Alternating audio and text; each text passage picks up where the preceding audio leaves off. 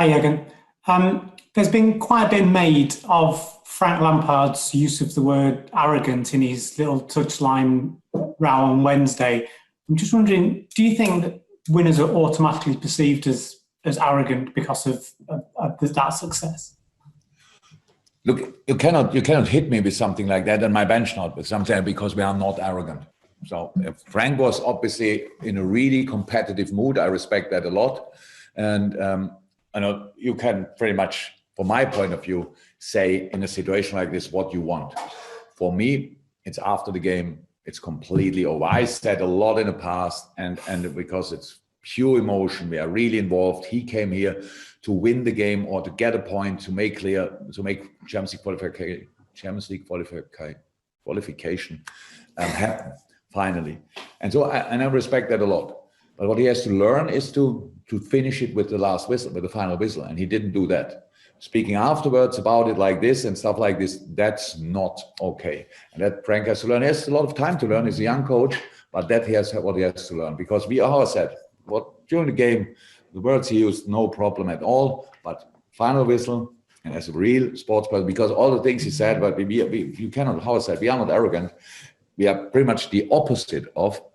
But in a moment like this, how it is in all arguments, if you say something, you want to hurt the other person. That's how it is in arguments. Huh? So, but no problem with that. But final whistle, finish the book or close the book in this moment. And he didn't do that, and that is what I don't like, honestly.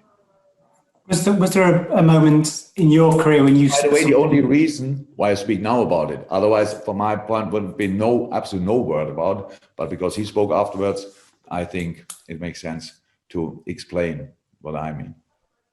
I just sorry to interrupt you, but was there a moment early in your career when you had that moment where you realised you had to leave it at the final whistle and not say anything afterwards?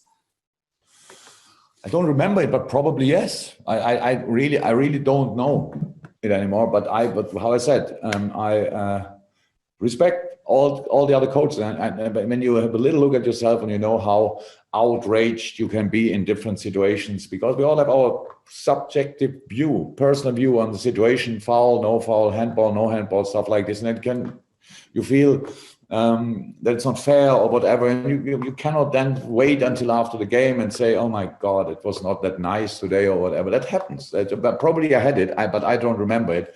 But during the game, for sure. After the game, I don't remember.